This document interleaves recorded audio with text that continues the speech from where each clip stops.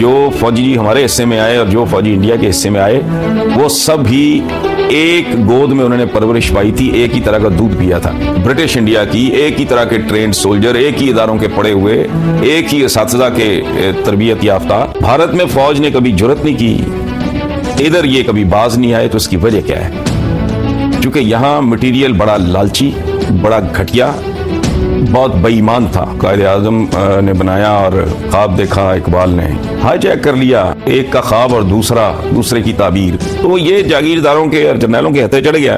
Third class किस्म के मौका परस्त पॉलिटिशियंस थे। जनाब साहब तो आते ही रुखसत हो गए। वो मोटे पेटों वाले, बड़ी बड़ी गर्दनों वाले, मूंछों वाले अंग्रेजों के दलाल टाइप लोग। ये रिकॉर्ड की बात है, मैं स्क्रिप्ट मैंने नहीं लिखा। इतनी इनकी शर्मनाक और गंदी तारीख है जिसका हिसाब कोई नहीं। ये मुल्क हाईजैक हो गया और अब तक है। एक आदमी अगर दयानतदार है लेकिन इक़्तिदार की हवस का मारा हुआ है, तो वो माली तौर पे बददियानत आदमी से भी ज्यादा खतरनाक है। कि जो कौमें अपनी तारीख को डिस्टॉर्ट करती हैं, तोड़ती मरोड़ती हैं, उनमें गंद ऐड करती हैं, एंगलिंग करती हैं, उनकी हालत एक ऐसे बूढ़े जैसी होती है जिसकी नजर बहुत ही कमजोर हो चुकी हो, उसको धुंधला दिखाई देता हो और वो अपनी नजर की ऐनक अपने हाथों से तोड़ दे। तो लोगों को सारी जंगें हमने फतह की है, फलाना की, डमका, सारा झूठ है। लेकिन वो आम आदमी तो कहता है कि सुभान अल्लाह, हमने 65 में यूं किया तो फलाना यूं किया, और बांग्लादेश में तो साजिश थी और औरत थी और फलाना। आदाद और शुमार डाटा अगर कंप्यूटर को भी आप दुरुस्त फीड नहीं करेंगे तो even computer will not be able to give you the right answer.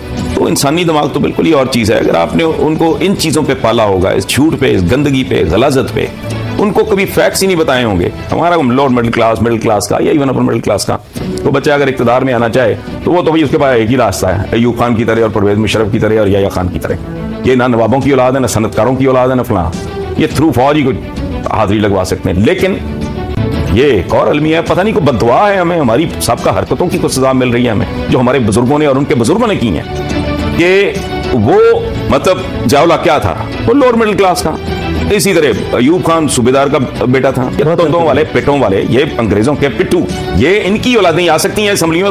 हमारे बच्चों का एक तरीका। लेकिन जब वो ज़ियाउल हक बनता है, एक इमाम मस्जिद का, ये बहुत ही मतलब हम्बल बैकग्राउंड के साथ, जब वो आर्मी चीफ बनने के बाद टेक ओवर करता है, वो इनके साथ लॉबिंग शुरू करता है, बजाय इसके कि अवाम के साथ करे, उनको अपग्रेड करे, उनको खड़ा करे, उनको अपनी कॉन्स्टिट्यूएंसी बनाए और फिर डंडा दे इनको ठीक तरीके से। वो कहता है ये जीएम सैयद साहब, ये फलाने साहब, टमकाने साहब, वो इनके साथ लॉबिंग शुरू करता है। ये एक और हमारा वो हमें से रहता ही नहीं। इस तरह के लोग जो होते हैं ना, इनका असल जो जुर्म, कौमी सतह पे जो जुर्म होता है, वो ये कि इनका विजन नहीं होता। They think only in terms of today, here and now, tomorrow। 100 साल 50 साल का विजन तो बहुत ही दूर की बात है। ये तो अगले इलेक्शन से आगे देखने इन्होंने कसम खाई हुई है। इन्होंने अपने ताले लगाए हुए, इन्होंने खिड़कियां दरवाजे अपने दिमागों के बंद किए हुए कि इससे आगे सोच के क्या करना भाई। हमारी औलादों के पास खरमो डॉलर बाहर पड़ा, मौज कर रहे हैं, मस्ती कर रहे हैं। तो ये मुल्क जब हम पे ज्यादा तंग हो जाएगा तो बैठेंगे जहाज पे तो बाहर चले जाएंगे। हमारी अपनी दुनिया बाहर है। इनके अंदर जिसे कहते हैं ना दूर अंदेशी, खुद दुनिया को समझना, अपने आप को समझना, अपने मामलात को, वो इनकी नहीं। इनका A to Z सिर्फ एक चीज के गिर्द घूमता है, इक़्तिदार का हुसूल कैसे, और फिर उस इक़्तिदार को ज्यादा से ज्यादा देर तक कायम कैसे रखने।